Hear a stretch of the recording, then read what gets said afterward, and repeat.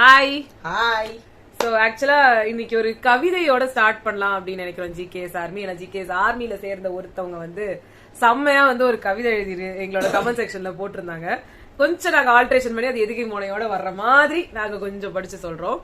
இது வந்து பானு ஏ 2011 அவங்களோடது. அவங்களோட ஆக்சுவல் நேம் என்னன்னு தெரியல. ஸோ அதனால நீ படிக்கிறியா? நீ எப்படி? வெளியிலிருந்து பாய்ந்த அத்தனை அம்புகளுக்கும் பார்வையாலேயே பதிலடி கொடுத்த இவளுக்கு நட்பே அம்பாய் மாறிய பொழுது இவள் துவண்டது ஏன்? இது ஒன்று போதுமடி உன் நட்பின் ஆழத்தை சொல்ல, இது ஒன்று போதுமடி நீ யார் என்று எங்களுக்கு தெரிய. நீ எங்களுக்கு கிடைத்த சொக்க தங்கம், நீ அன்பை தேடும் இடம் அது அல்ல, உன் அன்பிற்கு தகுதியானவள் அவளும் அல்ல. ஏழரை சனி விலகும் பொழுது சில ஆட்டத்தை கொடுக்கத்தானே செய்யும். பாத்துக்கலாம் ஜாக், பாத்துக்கலாம் Jack, we all are here for you Jack அப்படின்னு சொல்லி இந்த ஜாக்லினுக்காக இவங்க எழுதின கவிதை எங்களுக்கு ரொம்ப பிடிச்சிருந்தது.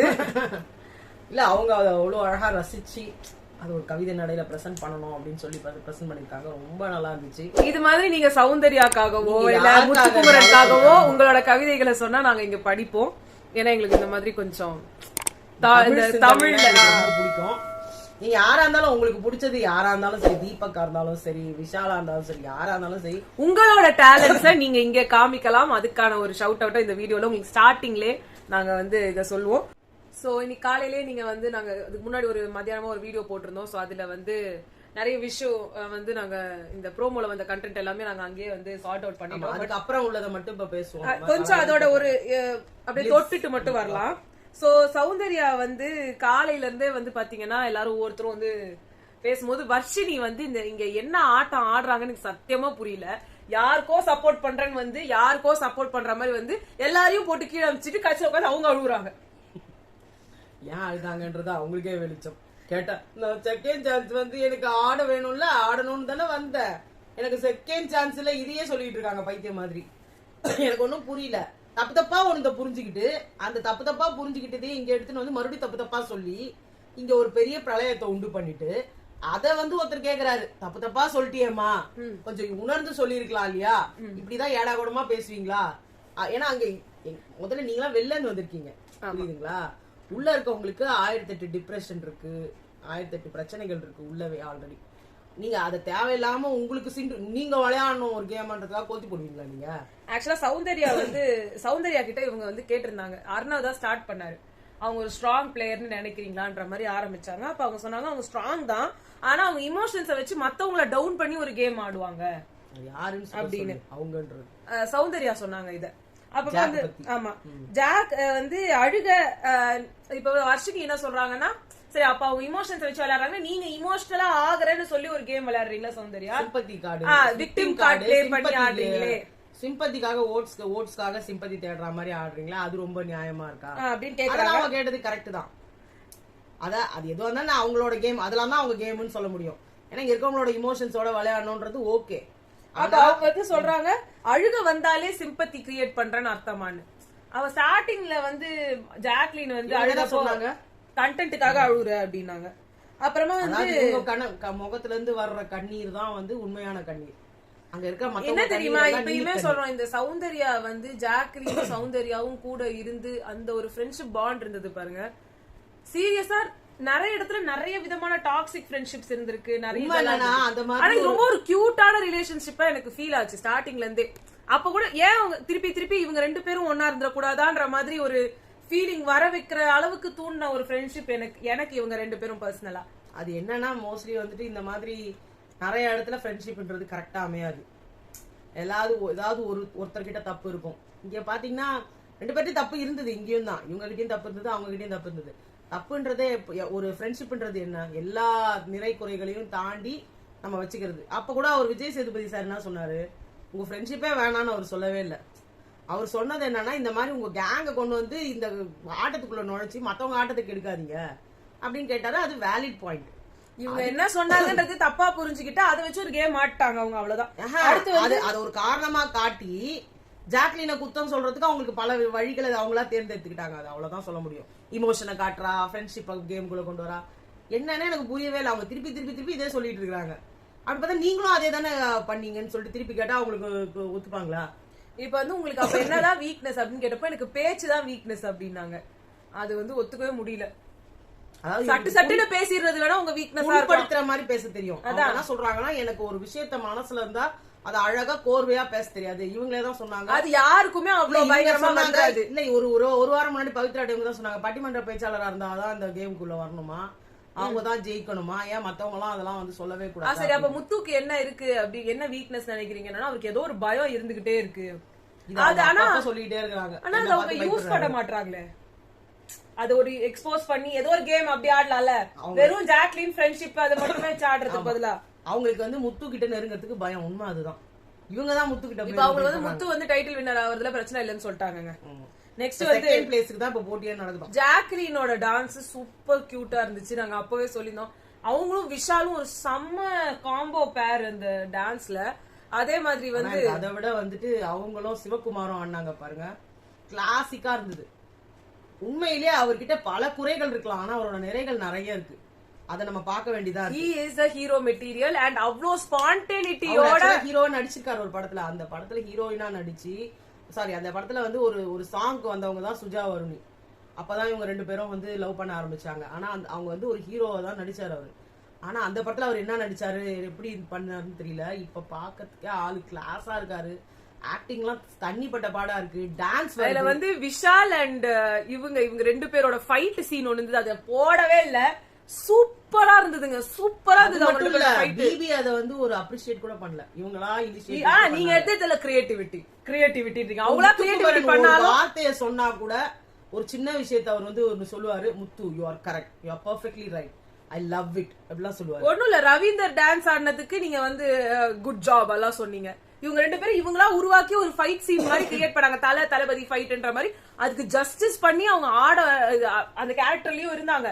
அதே மாதிரி இதுக்கெல்லாம் வந்து வெளியில எடிட்ஸ் எல்லாம் போட்டு தூக்கலாம். ஆக்சுவலா பின்னாடி சவுண்ட் எல்லாம் போட்டு என்னன்னா அவங்க ரெண்டு பேருமே வந்து ஒரு பெரிய மாஸ். மேபி இது ஒரு முத்துக்குமரன் அண்ட் வேற யாருன்னா சௌந்தர்யா மாதிரி. தீபக்கு கூட இருக்குமான்னு தெரியல. முத்துக்குமரனை சொல்லலாம், அதுக்கப்புறமா வந்துட்டு சௌந்தர்யாக சொல்லலாம். இவங்க ரெண்டு பேரும் பண்ணிருந்தாங்கன்னா பயங்கரமா வந்து ரீச்சஸ் எல்லாம் பயங்கரமா இருக்கும்னு சொல்லுவாங்க. ஆனா ஒரு எடிட் போயிட்டு இருக்கு, நிறைய பேர் நோட்டீஸ் பண்ணீங்கன்னு தெரியல. 2 goats அப்படின்னு வர்ஷினி சொல்லும் போது முத்துக்குமரனும் ஜாக்லினும் வந்து உள்ள வீட்டுக்குள்ள என்டர் ஆகுறாங்க. நிஜமா அது மாதிரி ஆக்சுவலா மாசாந்தவங்க நடந்து வந்தது. அந்த இளைய தளபதி அப்படின்னு சொல்லி ரெண்டு பேரும் உள்ள வராங்க. ஆக்சுவலா எனக்கு வந்து பர்சனலா சொல்றேன், சௌந்தர்யாவும் ஜாக்கும் ஒரு டான்ஸ் பண்ண வச்சிருந்துக்கலாம். எனக்கு ரொம்ப பிடிச்சிருந்து. ஆக்சுவலா செம்மையா. ரெண்டாவது இவங்களாவே சொன்னாங்க எல்லார் காம்போவும் வந்த மாதிரி சாங் போடலான்ட்டு. அதையும் அவரு இவங்களாமே விரும்பும் போது அதையும் அவரு பிபி செம்ம கிரியேட்டிவா இருந்திருக்காரு இந்த வாட்டி. அவங்க கிரியேட்டிவிட்டி இல்லாம உண்மையிலேயே எனக்கு எல்லாம் விஷால கண்டாலே பிடிக்காது. கன்றாவி அப்படி எனக்கு தோணுன ஒரு ஆளு. உண்மையிலேயே மாசுடா அந்த பையன்ற மாதிரி அவ்வளோ அழகா பண்ணி முடிச்சாரு. ஒருவேளை அதனாலதான் நிறைய பேருக்கு இவரை பிடிக்குதோ என்னவோ, அது எனக்கு தெரியல. வெளியில இவரை பத்தி எல்லாம் எனக்கு தெரியல. இவரோட கேரக்டர் அசாசினேஷன் பிரச்சனைங்க, ஒருத்தரை பத்தி பேசுறது, இதெல்லாம் ரொம்ப கேவலமா இருக்கு. ஒரு டாஸ்க்குமே பண்ணதில்ல, ஒண்ணுமே பண்ணாம உள்ள உட்கார்ந்து இருந்தாரு. ஆனா இன்னைக்கு அவரு அந்த விஜய் சார் ரோல்ல நடிச்சப்போ சீரியஸா வேற லெவல்ல இருந்துச்சு. ஆனா அவரு மெருகேறினார்னா அதுக்கு காரணம் சிவகுமார். அதையும் சொல்லணும். அந்த ஃபைட்டுக்கு அவருதான் இதை இனிஷியேட் எடுத்தாரு. அவருதான் இந்த சீக்வன்ஸே அவர்தான் பண்ணாரு. இந்த மாதிரி ஃபன் சைடையும் காட்டலாம் 1 hour எபிசோட்ல. வெறும் ஃபைட். வர்ஷினி அழுது நின்றது, மூளையில உட்கார்ந்து அழுததெல்லாம் ரொம்ப இம்பார்ட்டன்டாங்க. சாச்சடா போய் முத்துக்குமரன் கிட்ட போயிட்டு நல்லா இருக்கா இல்ல, நான் வந்து நாங்க வந்து யார் வந்து உனக்கு ரீப்ளேஸ் ஆகி வருவோம்னு நினைக்கிறேன், நான் வந்தா நல்லா இருக்குமா, நான் வரட்டுமா, நான் வரவேணாமா, நான் வரட்டா அப்படின்ற மாதிரி கேட்டுக்கிட்டு இருக்கிற இதெல்லாம் ஒரு சீன் 1 hourல போடுறீங்களே. இது வந்து உண்மையிலேயே இவர் கூட சொன்னாரு ரவீந்தர் சார், எனக்கு கூட தெரிஞ்சு இந்த இந்தியன் பிக் பாஸ்லயே கூட யாரும் இவ்வளவு கிரியேட்டிவிட்டியா அவங்களா நினைச்சு அவங்களா கிரியேட் பண்ணிருக்க மாட்டாங்க. அவர் சொன்னாரு. அது உண்மையிலே நானும் அதை நினைக்கிறேன். எனக்கு எல்லா இதுலயும் பாத்தீங்கன்னா ஒரே சண்டை, அடில் இந்த மாதிரி இன்னொரு சைடு இருக்கு. இது அவங்களுக்கு ஒரு சரியான பிளாட்ஃபார்ம் ரெண்டு பேருக்குமே ஆக்டிங் ஸ்கில்ஸ் காட்டுறதுக்கு. அதனாலதான் சப்போஸ் இப்போ ஆக்சுவலா இது லாஸ்ட் டைம் அர்ச்சனா வந்து ஈஸ்வரி அதாவது ஸ்ரீயா ரெட்டி வந்து வடிவேலோட காம்பினேஷன்ல இருந்தா எப்படி இருக்கும்? ஸ்ரீயா ரெட்டி அண்ட் அந்த இது என்னது அவங்க என்ன சூர்யாவோட இருந்தா எப்படி இருக்கும், அந்த மாதவன் கூட இருந்தா எப்படி இருக்கும், அதே மாதிரி நீலாம்பரி கூட இருந்தா எப்படி இருக்கும், அதே மாதிரி இவங்க அந்த பூர்ணிமா இல்ல பூர்ணிமா கேரக்டர் வந்து அவங்க கூட எல்லாம் இருக்கும்போது எப்படி இருக்கும்ன்றத காமிச்சாங்கல்ல. இங்க அந்த மாதிரி பெருசா எக்ஸ்ப்ளோரே பண்ணப்படல. நான் சீரியஸா எனக்கு வந்து ஃபீல் ஆனது ஹாசினி கேரக்டர் அண்ட் கிட்டத்தட்ட சேம் குவாலிட்டிஸ் இருக்கு த்ரிஷாவோட கேரக்டர்ல சௌந்தர்யா ரொம்ப இதுவா இருந்தாங்க. இப்ப நாங்க இவ்வளவு எழுதி வச்சிருந்தனால இந்த சண்டையை பத்தி நான் பெருசா சொல்றதை விட இதான் நான் சொல்லணும்னு நினைக்கிறேன். ஏன்னா பாசிட்டிவ்ஸ் ரொம்ப ஹைலைட் பண்ணப்படல. அதனால வந்து நாங்க வந்துட்டு அவங்க சண்டைங்கெல்லாம் விடுங்க, அந்த சண்டைய மாத்துறதுக்குன்னே நீங்க பண்ணலாம். இல்ல நான் அதை சொல்லி முடிச்சிடறேன். எனக்கு வந்து அந்த ரெண்டு கேரக்டர்ஸுமே நீங்க நல்லா யோசிச்சு பாருங்க. ஹாசினியோட character is one of the very childish, positive, ரொம்ப சைல்டிஷான, ரொம்ப இம்மெச்சூர்டா, ஒரு ஜாலி ஃபன் லவ்விங் கேர்ள், ரொம்ப கிளம்சியான person. Actually very clumsy person. ஒரு நீட்னஸே கிடையாது அவங்களோட. சேம் குவாலிட்டிஸ் தான் நீங்க தனலட்சுமி கிட்டயும் பார்க்கலாம்.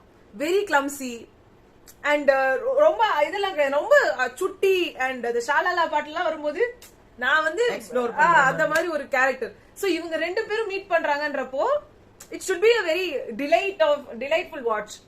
அந்த மாதிரி அந்த ஒரு காம்பினேஷன்ல ஒரு உள்நாட்டு பூகம்பம் மாதிரி ஒன்னு போயிட்டு இருக்கும்போது இந்த மாதிரி வரும். இவங்க ரெண்டு பேருமே வந்து விஷால வச்சு ப்ளே பண்ணிருக்கலாம். ஆமா, கில்லி விஜய் ஒன்னு ப்ளே பண்ணலாம், சச்சின் வச்சு ஒன்னு ப்ளே பண்ணிருக்கலாம். சோ வேலு சச்சின் ரெண்டு கேரக்டருக்கும் ஒருத்தரை வச்சு நான் அது ரெண்டுமே இல்லமா நான் ஜேடின்ற மாதிரி அவரு எல்லாமே பிளான் பண்ணி தான் சூப்பரா ஒர்க் அவுட் ஆயிருக்கும். பட் இவங்க யாருமே அது இது பண்ணல. அதே மாதிரி ரஜினி அந்த டான்ஸ்ல ஆனா வந்தாங்க. அஜித் ரஜினி விஜய், சோ அந்த காம்பினேஷனுக்கு அவங்க மூணு பேர் ஆடினாங்க.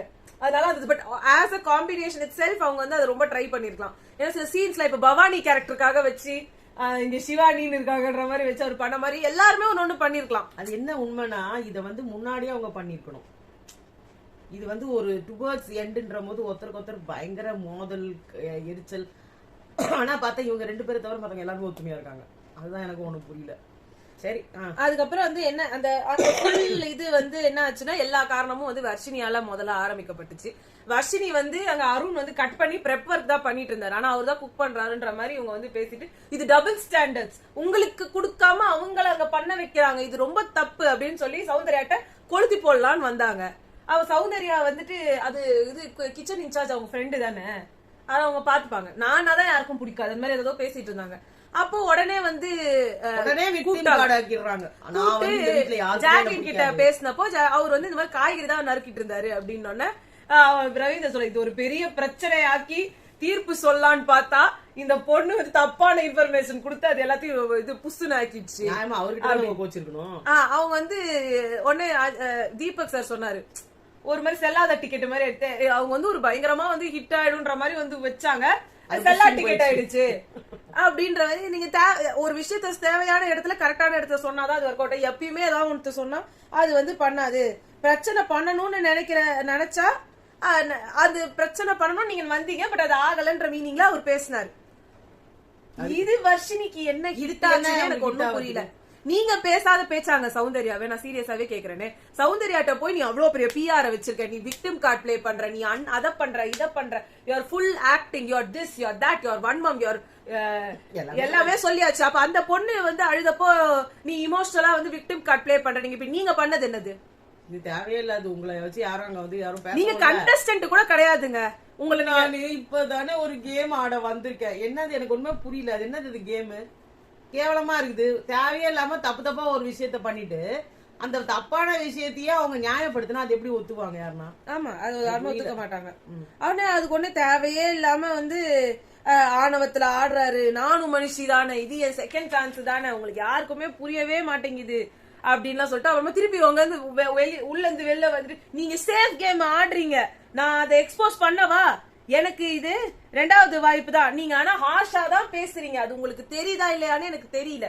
இது எல்லாருமே அப்புறம் மத்தவங்க கிட்ட போயிட்டு அவரு ஹார்ஷா தான் பேசுறாரு, அவர் ஏதோ நினைச்சு பேசல, நீங்க அங்கதான் தப்பு பண்றீங்க அப்படி இப்படின்னு சொல்லி திருப்பி உட்காந்து அழுதாங்க அழுதுகிட்டே இருந்தாங்க. திருப்பி வெளியில கூப்பிட்டு வச்சு அவரு சாரிமா நான் பண்ணணும் அப்பயும் அழுகுறாங்க.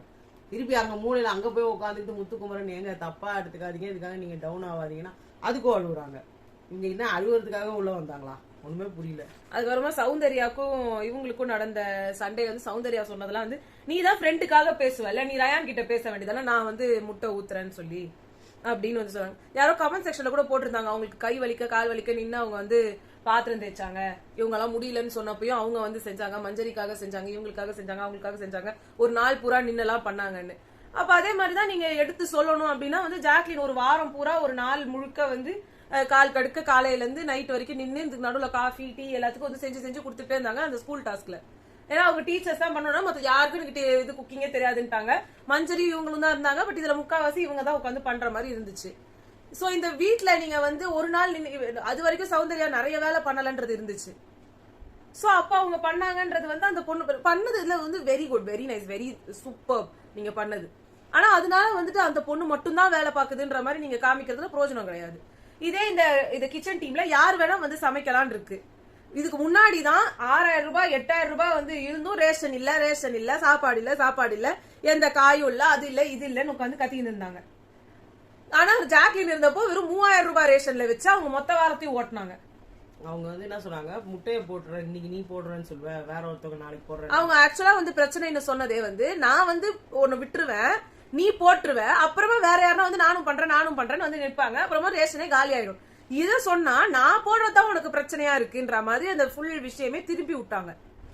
சோ இங்க நிறைய பேர் நீங்க சௌந்தர்யாக்கு சப்போர்ட் பண்ணும்போது no issues in supporting Soundarya, but என்ன அங்க வந்து நடந்துச்சு, என்ன ஆக்சுவல் ப்ராப்ளம், அந்த ப்ராப்ளம்ல யாரு என்ன தப்பு பண்ணாங்க, இது நீங்க யோசிச்சீங்கன்னு வச்சுக்கோங்களேன், உங்களுக்கு ரியலாவே புரிஞ்சிடும். நம்ம ஒருத்தரை சப்போர்ட் பண்றோன்றதுனால நம்மளால பிளைண்டா அவங்க பின்னாடி போயிட முடியாது. அதுதான் நடக்குது. சப்போர்ட் பண்றவங்க வந்து அப்படியே எனக்கு வந்து அவங்க நின்னா அவங்க தான் நிக்கணும், அவங்க சொல்றாங்க உட்காரவே கூடாது அந்த வீட்டுலன்னு சொல்லிட்டாங்க. உட்கார்ந்து நின்றாங்கன்னா பத்தியா அந்த பொண்ணை எழுந்துக்க விடுறாங்களா எங்கேயாவது அந்த இடத்த விட்டு உட்கார வச்சுக்கிட்டே இருக்காங்க. படுத்துட்டாங்க, ஐயோ அந்த பொண்ணை படுத்து படுக்கி ஆகிட்டாங்கப்பா, அந்த பொண்ணை நவர விட மாட்டாங்கப்பா. இங்க கூட வந்து எனக்கு வந்து அவங்க கேமையும் அவங்க கேரக்டரையும் மிக்ஸ் பண்ணி ஆடுறாங்கன்னு தோணுது அப்படின்னு சொன்னாங்க. அதுக்கப்புறமா எனக்கு கன்ஃபியூஷனா இருக்குது என்ன அவங்க கேரக்டர்னு, ஃப்ரெண்ட்ஸ்க்காக நிக்கிறதுல அவங்க கேரக்டரானே எனக்கு வந்து இதா, அதாவது ஒரு ஸ்டேட்மெண்ட் இருக்க ஒரு ஹார்ஷான ரூடான கமெண்ட்டை வச்சுக்கிட்டே போறாங்க அவங்க, அவ்வளவுதான். எனக்கு வந்து அவங்க ஃப்ரெண்ட்ஷிப்னு சொன்னா அவங்க உடஞ்சிருவாங்கன்னு தெரியும், அதுவும் அது வந்து சௌந்தர்யா வாயில இருந்து வந்தா அவங்களால சுத்தமா தாங்கிக்க முடியாதுன்னு தெரியும். சோ இப்படி எல்லாம் பண்ணா அவங்களை அட்டாக் பண்ணிடலாம் அப்படின்ற ஒரு கால்குலேஷன்ல தான் அவங்க ஆடிக்கிட்டு இருக்காங்க. பட் எல்லார்ட்டையும் சொல்லும் போது என்கிட்ட கேம் பிளே இல்ல, எனக்கு என்ன பண்றது தெரியல, எனக்கு பேச தெரியல, இப்படி பேச தெரியலன்னு சொல்லிட்டா இப்ப எப்படின்னா வந்து ஒரு சின்ன குழந்தை வந்து நல்லா போய் கடிச்சு அடிச்சுட்டு வந்துரும் யாராவது ஒருத்தர் பெரியவங்களை, வலிக்கும், ரொம்ப வலிக்கும், ஏன் பண்ண நீங்க கேட்க கூடாது, ஏன்னா அது குழந்தை, அதுக்கு என்ன தெரியும் அப்படின்னு. ஆனா நல்லா தெரிஞ்சுதான் அந்த குழந்தை வந்து இவங்களுக்கு வலிக்கும் தெரிஞ்சுதான் கடிக்குது, வலிக்கும் தெரிஞ்சுதான் அடிக்குது. கம்முன்னு விட்டீங்கன்னா என்ன ஆகும், அதேதான் அது வந்து நம்மள கேட்கவே ஆள் இல்ல, நம்ம இது பண்ணா சரி போல இருக்கு, இது ஒன்றும் தப்பு இல்ல போல இருக்கு அப்படின்னு.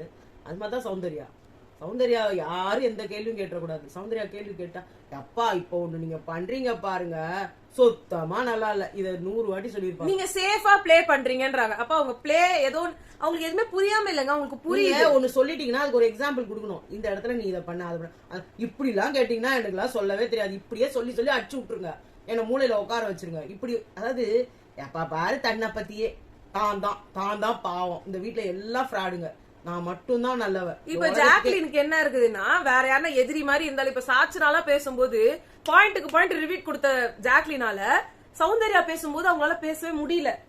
இத்தனைக்கும் அது ரொம்ப ஈஸியா அவங்களை அட்டாக் பண்றது.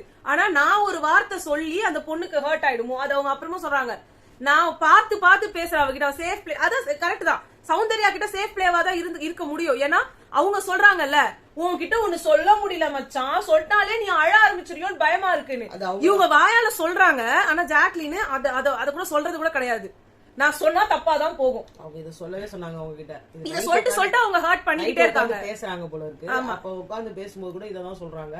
அதுக்கு ஜாக்லின் சொல்றாங்க, எனக்கு பேச பிடிக்கலையா என்கிட்ட, நவுந்துடு, நானும் உன்னை நவுந்து வந்துட்டேன், ஆனா என்னை பத்தி அங்க தப்பா பேசாதன்னா யாரும் உங்ககிட்ட பேசினா அந்த மாதிரி இல்ல, இந்த மாதிரி பின்னாடி பேசுறேன்னு சொல்லாத மச்சான், ரொம்ப ஹர்ட் ஆகுது.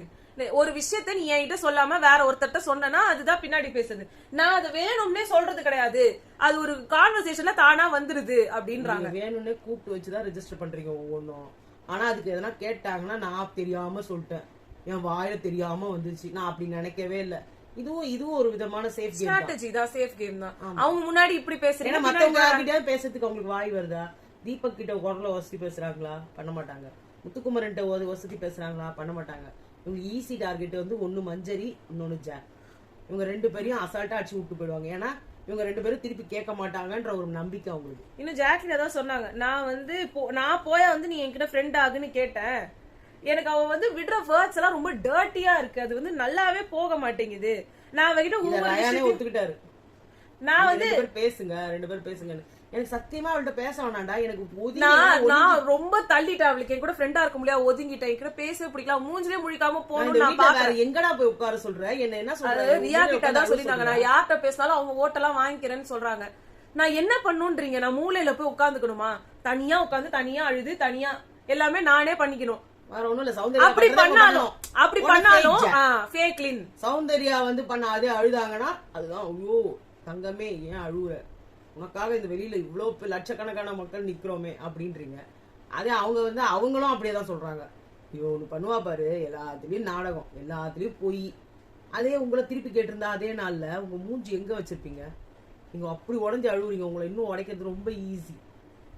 ஏமாச்சான் இப்படி கண்டென்ட்டுக்கு அழுவுற அப்படின்னு ஒரு வார்த்தை சொல்லியிருந்தா, இதெல்லாம் பார்த்தா உனக்கு இப்படி தெரியுதாடி, ஏடி இதெல்லாம் பார்த்தா உனக்கு அப்படி தெரியுதா அப்படின்னு பெரிய பூதாகரமாக்கி வீட்டையே 2 ஆக்கி நீங்க சாச்சனாவளா அப்ப பொய்னே சொல்ல முடியாது. அப்போ வேணும் அதே மாதிரிதான் இருந்தது சௌந்தர்யா. அவங்க அப்பா வேணும்னு அவங்க அழுதாங்க, அவ்வளவுதான் வித்தியாசம். ஓன்னு ஒப்பாரி வச்சு அழுவுங்க, எல்லாமே பண்ணுங்க. அதே நீங்க உங்களுக்கு மாத்த மாதிரிதான் மத்தவங்களும் மனுஷங்க. எல்லாரும் அடுத்தவங்களுக்கும் மரியாதை கொடுங்க. அந்த மரியாதையை உங்களுக்கு ஃபேக்காவே தெரிஞ்சா கூட தயவு செஞ்சு பேசாதீங்கன்றான். இல்ல சௌந்தர்யான்றவங்க எப்படி வெளியில போயிட்டு விட முடியல என்னால, எனக்கு மயக்கம் வந்துச்சுன்னு சொன்னா மயக்கம் வந்துச்சு மாதிரி நடிச்சுட்டா அப்படியே கண்ணா முட்டா மச்சான் அப்படின்னு நீங்க வாலண்டியரா அங்க உங்க விஷால் கேட்கவே இல்லை. என்ன ஆச்சு ஜாக்லின் வந்து அப்படியே நடிச்சாலான்னு உங்ககிட்ட கேட்டு நீங்க சொல்லியிருந்தா பரவாயில்ல. நீங்க வாலண்டியரா கூப்பிட்டு வச்சு அன்சிதா பண்றதெல்லாம் உண்மையா தெரியுது, ஜாக்லின் பண்றதெல்லாம் பொய்யா தெரியுது அப்படின்னு சொன்னா யார் ஒத்துப்பாத? கேவலமான ஒரு கேம் பிளே இது. உங்களுக்கு ஒருத்தவங்களை அடிச்சு ஆடணும்னா நேருக்கு நேரம் அடிச்சு ஆடினீங்கன்னு வச்சுக்கோங்களேன். அந்த இடத்துல அவங்க அழுதாங்கன்னா கூட பிரச்சனை இல்லை. சும்மானா சேஃபா ஆடுறா, ஃப்ரெண்ட்ஷிப்பை கொண்டு வரா கேம்குள்ள. இதை கேட்டு கேட்டு எங்களுக்கு காதே புடிச்சு போச்சு. ஆமா, ஒரே விஷயம் தேஞ்சு போன ரெக்கார்ட் மாதிரி உங்களையும் நீ தலையை கீழே போட்டு மேல தூக்குற, கீழே போட்டு மேல தூக்குற, இதுதான் உங்களுக்கு கேமா அப்படின்னு சொன்னா அப்ப மட்டும் சிரிப்பு வருது இல்ல உங்களுக்கு? இதை 100 வாட்டி வந்து இதே ஜாக்லின் சொல்லினாலும் வச்சுக்கோ, நீ தலையில ஒண்ணு பண்ற பாரு மச்சான், ரொம்ப கேவலமா இருக்கு, பார்க்கும்போதே அருவருப்பா இருக்கு அப்படின்னு சொல்லியிருந்தா உங்களுக்கு எவ்வளவு உடைவீங்க? என்னமோ இதுதான் இன்னைக்கு நடந்தது. அண்ட் இவ்வளவு தூரம் நம்ம வந்து இந்த சேனல்ல வந்ததுக்கு பேசினதுக்கு அப்புறமாவது நாளைக்காவது கொஞ்சம் ஒழுங்கா அந்த பொண்ணையும் அதோட கேமை விளையாட விடுங்க. நீங்களும் உங்களோட கேமை விளையாடுங்க. தயவு செஞ்சு 2 பேரும் பேசி பேசி பேசி பேசி எங்களையும் போட்டு வறுத்தெடுக்காதீங்க. நீங்களும் நீங்க வந்து பவித்ரா கூடவே இருங்க சௌந்தர்யா, அவ்வளவுதான். நீங்க போகாதீங்க ஜாக்லின் பக்கம், ஜாக்லின் உங்க பக்கம் வர மாட்டாங்க. அவ்வளவுதான், இதோட இது இப்படியே விட்டுற வேண்டியதான். அண்ட் நம்ம சேனல்ல வந்து கிட்டத்தட்ட 9.7K சப்ஸ்கிரைபர்ஸ் வந்து இருக்கீங்க. Thank you so much for all the love. And இன்னும் ஷேர் பண்ணி இன்னும் சப்ஸ்கிரைபர் சேர்த்து விட்டீங்கன்னா இன்னும் சூன் 10K வந்துடலாம். சோ இதுதான் வந்து இதை சொன்ன உடனே வந்து அன்சப்ஸ்கிரைப் பண்ண போவாங்க நம்ம ஆளுங்க. சரி, இவ்வளவு நாள் எங்களுக்கு கொடுத்த ஆதரவுக்கு நன்றி. நீங்க சப்ஸ்கிரைப் பண்றீங்களோ உங்க இஷ்டங்க. Like, comment, share. உங்களோட யார் யார் ஃப்ரெண்ட்ஸுக்கு முடியுமோ இதே மாதிரி சேம் லைக்கிங் இருக்கவங்க கிட்ட இந்த மாதிரி வீடியோவை ஷேர் பண்ணுங்க. அவங்களும் சப்ஸ்கிரைப் பண்ண சொல்லுங்க. எங்க சேனலுக்கு கொஞ்சம் சப்போர்ட் பண்ணுங்க. அவ்வளவுதான். ஓகே, நாளைக்கு உங்களை சந்திக்கிறோம். பாய்.